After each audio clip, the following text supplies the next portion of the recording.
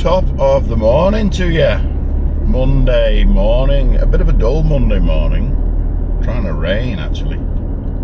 Here in Vientiane, my hometown, and I'm just about to get to work, get to the office in Vientiane. Hence this video. A few people, a few friends, a few subscribers have asked me. We're living in Laos, we're living in Southeast Asia, kind of isolated from my mother country. What do I do to earn a living? What do I do for work? So, today I am heading up north. I've got to go to the office first.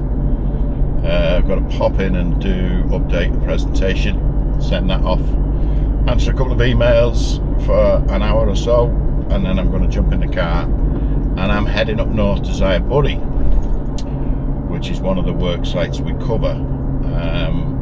I work for a company called Wesso, which was established way back. I think it was in the 1700s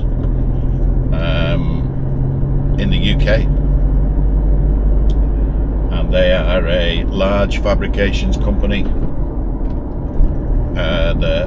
The company I work for now is the Southeast Asian department, if you like. They're a separate organisation now, a separate company.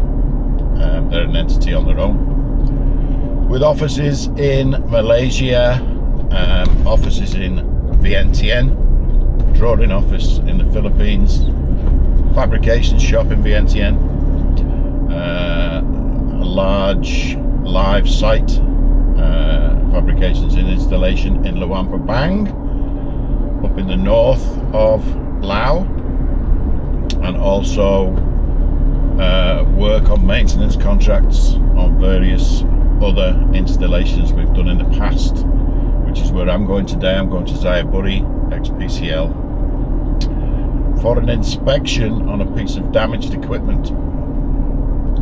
So they've invited us up there to survey and inspect and then price for fixing this piece of equipment. So I'm going to pop into the office and then we'll hit the road, and I'll take you on my journey this week, the ins and outs, the initial first long trip through some stunning scenery but some shitty roads. Anyway, let's get to the office first and get this admin stuff out the way, and then I'll jump in the car and I'll go through the route with you where we're heading today, and we'll take it from there.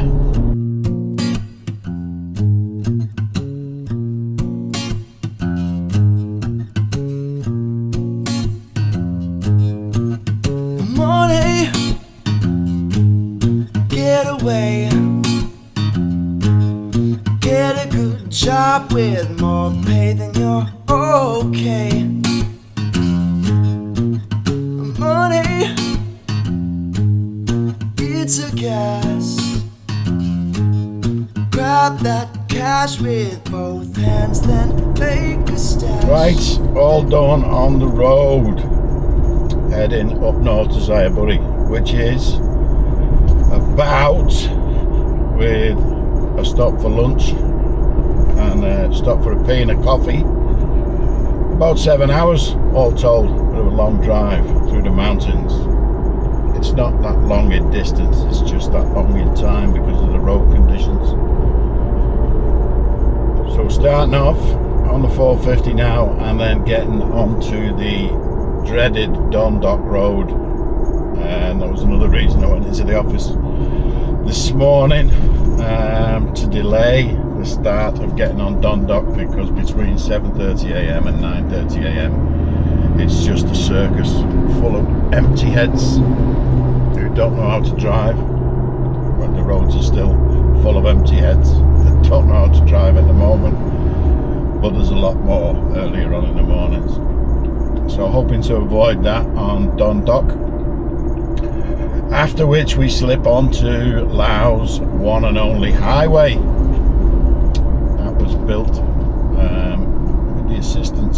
our northern neighbours, Chinese, and it's a wonderful piece of engineering, a wonderful donation of engineering, because it means we can get to Vang Vieng in about an hour, whereas it used to take 3.5 to 4 hours, depending on whether it was wet season or dry season. Vang Vieng is a beautiful place. I've done videos before on Vang Vieng when we visited for weekenders and stuff like that. A lot of the tourists who come in will visit Vang Vieng for its beauty and its lifestyle. It's laid back, it's kind of partyish. Just getting to our first police roadblock now.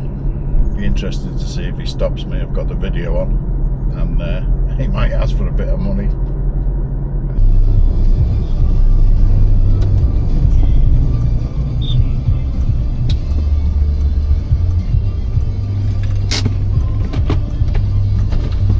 So bye đi. Bye đi, bye sai. Bye sai buddy, bye het biak.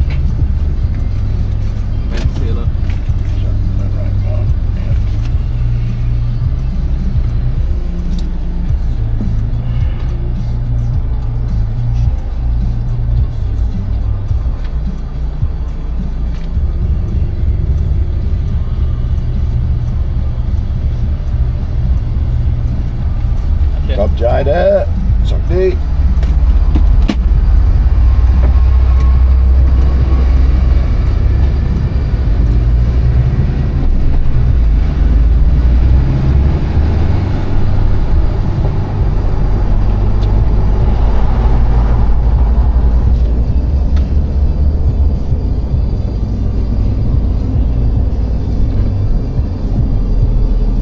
First roadblock of the day. We managed to get through it. Thankfully got all my papers in order. Just got back from Thailand over the weekend with the car, so all the documents were in a nice little pile ready to hand over to the policeman. All in order. Move along. Anyway, hopefully that's the last one. They sometimes sit one at the beginning of the Vientiane, Vang Vieng highway.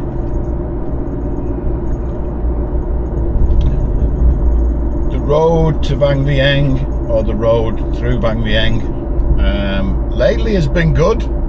It's not been too bad. Sometimes it's really trashy and it's just all cut up, and you won't get more than 30 or 40 kilometers an hour out of that strip on the way to Kasi. The road through now, as I say, to Kasi from Vang Vieng, or to the Kasi district border from Vang Vieng, is pretty good. They've been repairing it, so not such a bad drive. The countryside is phenomenal coming out of the north side of Vang Vieng. You've got mountain markets, which I did a video about also, and the limestone casts either side, the river running along the side of the road. It's fantastic, beautiful scenery. If the road was in peak condition, it would be a wonderfully enjoyable drive. But then once you hit the Kasi district border, if you like, the road turns to shite. Now, years ago, whoever was in charge of Kasi, the governor of Kasi, must have had friends in high places that fixed roads, because the Kasi road was the one that used to be in prime condition and would be fixed every year after every wet season. So it was continuously in good order. Now, I don't know who the governor is, but he doesn't care about the roads, obviously, because it's just an absolute shit show. It is. You've got to crawl all the way to Kasi, which is about an hour and a half on that road in that condition, until you get to Kasi town. Kasi town is a bit of an outpost. There's a lot of truck stops there now for the Chinese trucks and the Lao trucks going either way, north and south. Nothing much to report in Cassie. There's a petrol station where you can stop for a pee, and it does have an Amazon cafe. So I'll grab myself a cup of coffee there. That's basically the first pit stop on the way up. Coming out of Cassie and going up the mountain towards what I call the Cassie Pass. It has got its own name. That used to get repaired quite a lot. It was in good condition about 18 months ago. Since then, when it was in good condition, all the big trucks were banned and they had to take the long way round. Now they've took the height restriction barrier down. Who took it down? Nobody knows. But it's down and the trucks are back up there, and the road has been ripped up. It's like driving on moon dust, and you're driving up hills and around hairpins. It's pretty dangerous. And then in the wet season, when the rains come off the mountains, it just deluges down right through the middle of the road, or track as it is, and it washes all that dust away, and you're driving on bedrock basically. The road's gone. So as we get over the top, it's almost like Switzerland. It's a very European environment, landscape. Don't know what it is. It must be a microclimate. But the change is amazing, and the drive down from the Cassie Pass down to a place called Dong Bong is a beautiful drive. There's every now and again, just out in the middle of the jungle, there are little stalls selling local fare, whether it's vegetables, whether it's animals or minerals. You can pick up all kinds of stuff. I've purchased my wife a wild black pig's leg on one journey home. We tried to make that into cured meats, but it went off in the fridge. I think it had already started going off before I bought it. So, first leg of the journey done. Just stopped off at Mini Big C there in Vang Vieng for a bit of onigiri. Little snack. Looking a bit dry and dusty, Vang Vieng at the moment. A lot of burning going on in the mountains, so it's a shame. You can't really see the full beauty of the mountains. It's more or less a silhouette in the smoke at the moment. Normally they're so bold across the skyline, limestone casts. Depending on what time of day, they're all different colours as the sun crosses them. But unfortunately not at the moment. When we get further up the road, out of the town itself, it may get better, it may get worse. Burning season, not a great time in this part of the world, Southeast Asia.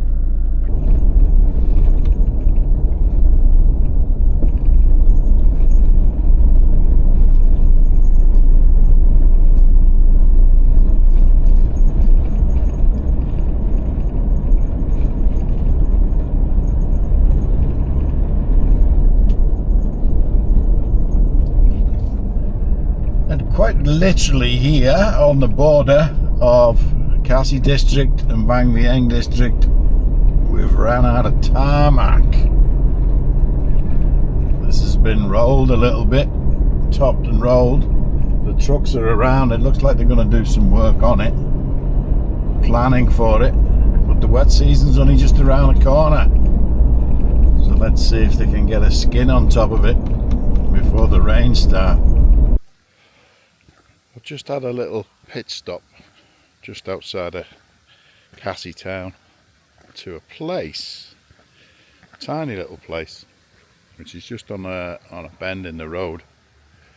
I used to stop here. It's kind of a midpoint, just before a midpoint of Vientiane to Xayaburi. This place used to have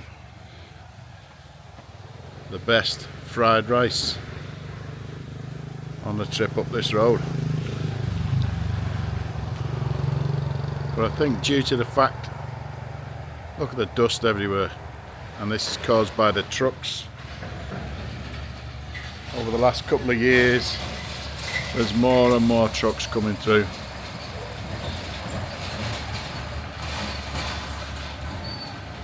This used to be a beautiful green oasis.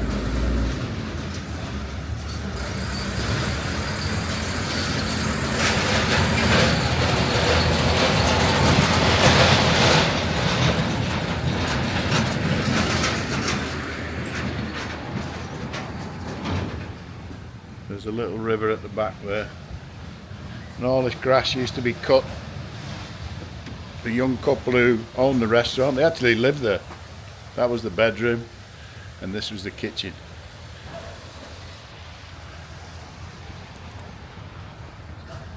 And they made the best fried rice in Khasi district. I was going to throw the drone up, and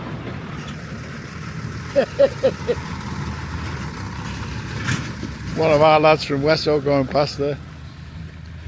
I was going to throw the drone up, but it's a bit dusty around here.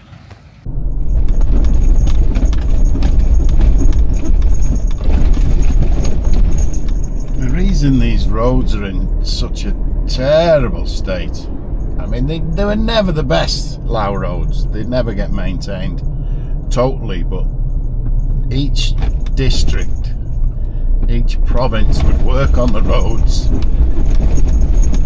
after or before every wet season, depending on the severity that the wet season damage did, and they would patch them up, and they were passable. You know, you could drive on them. It wasn't the nicest of drives, but you weren't getting hurled all over the road by the huge holes, and you see it's just eroded all at the sides. And this is just down to the Belt and Road Initiative, moving goods across Southeast Asia, generally in a southerly direction from China. So the Belt and Road Initiative was to also help landlocked Laos to export some of its goods, which is rice basically, some vegetables, bananas, things like that, taro, and accept goods from other countries, because we used to basically only get goods coming in a mass import from Thailand, and other smaller goods coming in through the border towns with Vietnam and Thailand also, and Cambodia. But the Belt and Road Initiative has made the roads worse. We've got these huge trucks coming down. As you saw before, I was on the highway from Vientiane to Vang Vieng. None of the trucks use it because you've got to pay a toll, and that comes out of their profits. So they all use Route 13 North, which is the major highway in Laos. We've got Route 13 North from Vientiane all the way up to the Chinese border, and Route 13 South all the way down to Pak Se and 4,000 Islands. And the road is in this condition about 70% of the way. Some of it has been well maintained, generally by the mining companies. The mining companies do a good job in maintaining the roads or donating to ensure that the roads and routes that they use are maintained. Whereas other companies that are either Asian owned, locally owned mining companies for iron ore and tin, things like that, not major mining companies, they're just trucking all kinds of vehicles, some of them not even roadworthy, and the roads are just full of them, and the roads can't take it.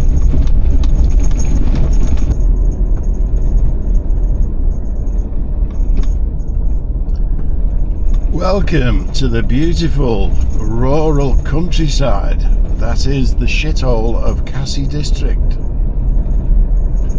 It's not Cassie's fault, it's just all the trucks and traffic that come through it.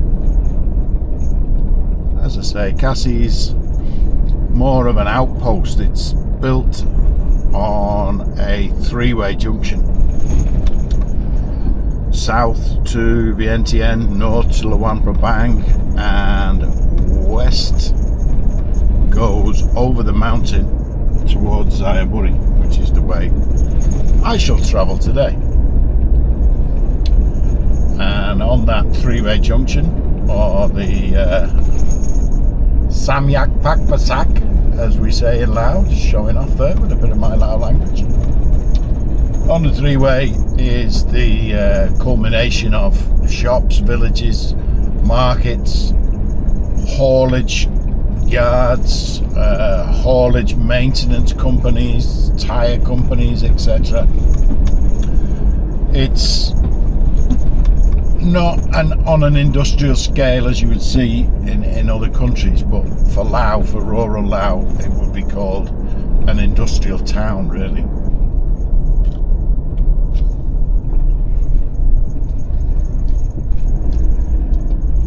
You look at this truck here, look at the width of it. So I have no idea what kind of weight would be on that. But that is not designed for these roads, and these roads are not designed for that truck, and that's why we end up with potholes deep enough to drown cows in. Hopefully he's going straight on and I'm doing a left at the three-way.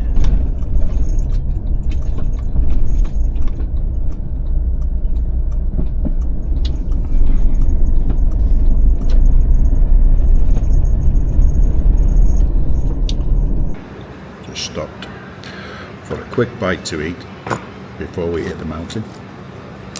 I'm just on the north side of Cassie town, Cassie district, and stopped in at our old auntie's place. She always looks after me. I either have pad kapow or fried rice, and as the roads are a bit bumpy, I'm going to have the fried rice today because the pad kapow's spicy. Could end up with a bit of an accident on your hands going over the mountains.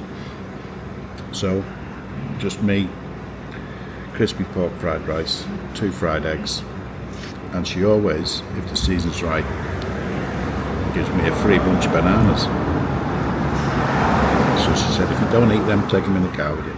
So she'll do that. Dinner is served. I love those cucumbers. These are the ones they're selling at the side of the street all the way up the mountain. Got a very pale green skin, they're lovely and sweet, and you swim them in soya sauce and mix your egg in with your fried rice. Love it. Bye bye.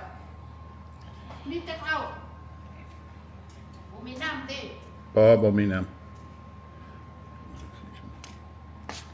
Facebook นะสบายดีเนาะสบายดีอยู่นี่อาหารแซ่บหลาย ขอบใจ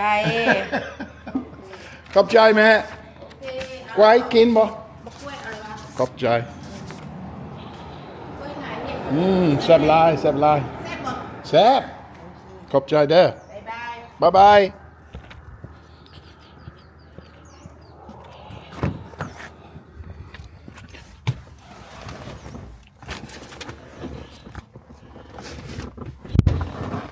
So that's us, super well fed, ready for the horrible bit up the mountain. The horrible road's nearly over once we get over the top. It's pretty good road then all the way through to Xaya, but still another few hours, so we better get on with it.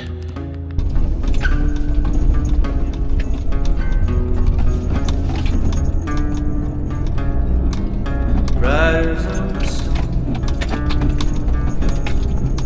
riders on the stone, into this life removed into this world we're thrown. Like a dog without a bone, an actor out of riders on the stone. There's a killer on the road, breaking, squirming like a toad.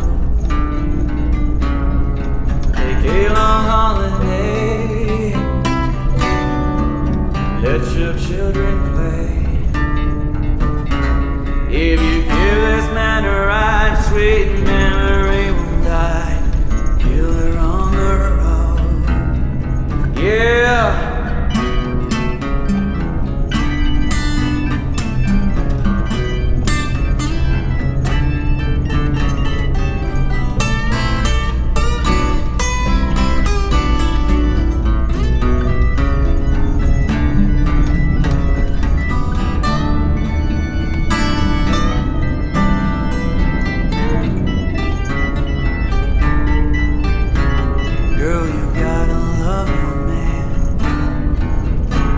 Girl, you gotta love your man.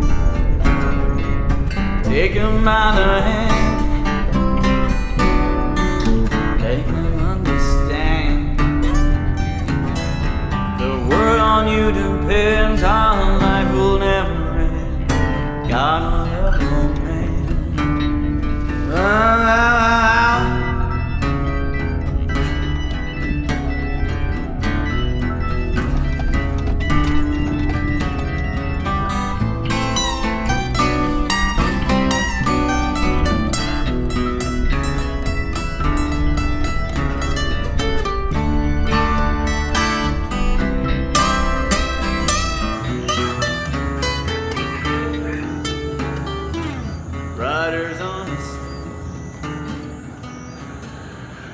And that's what we just climbed up in four-wheel drive with my arse cheeks clenched together. I'm crossing myself on every hairpin bend, but we're up here, we made it, and now we're going down the other side. This is the other side of the mountain that I touched on earlier, that I said is almost European, almost Swiss-like.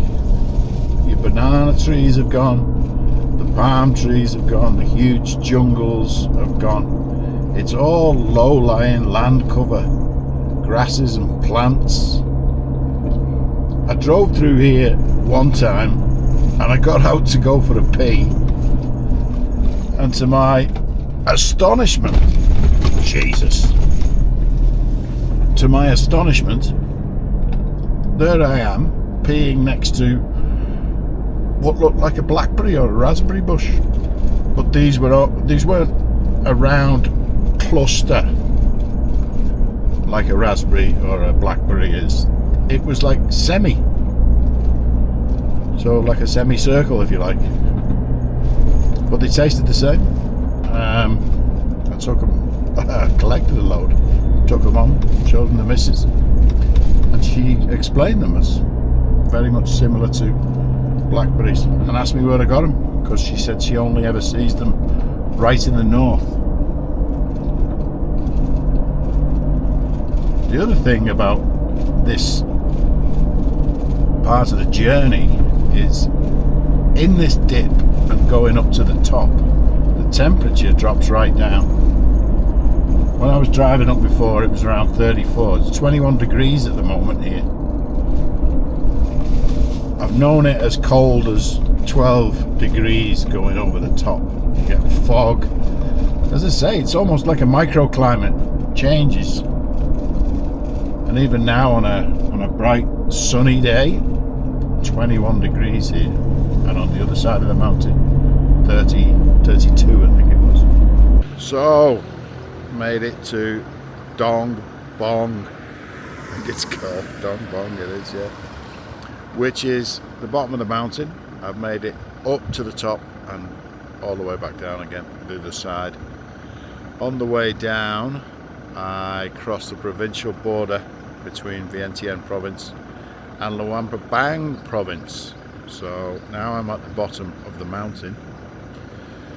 To my left is heading towards Xayaburi, and to my right is heading towards Luang Prabang. I'm obviously turning left today, but we do have another site at Luang Prabang, so if ever we're travelling to that site, we turn right here, or we get the train, because the train goes to Luang Prabang now. But unfortunately Xayaburi is a little bit more isolated, so the car is the preferred option. So I'm going to jump back in now. I've got another hour or so to go, getting tired. I'm going to jump back in the car, have a chocolate brownie, give me a bit of a boost, turn left, and then I will show you when we get down to, I'll show you Goat Alley that I mentioned before. And also when I cross the Mekong, the Asians are very fond of using rivers for borders and provincial lines. So when I cross the Mekong further down in a place called Tadua, I will be crossing from Luang Prabang province into Xayaburi province. I might get the drone up there. There's a few police on the other side of the river, but I don't think they'll mind. That's me, arrived at the digs 5:20. Now that's a commute to work and a half. So I'm going to get myself some coldies, get on a bed in the digs, jocks and socks, laptop on, Netflix, a few bevs.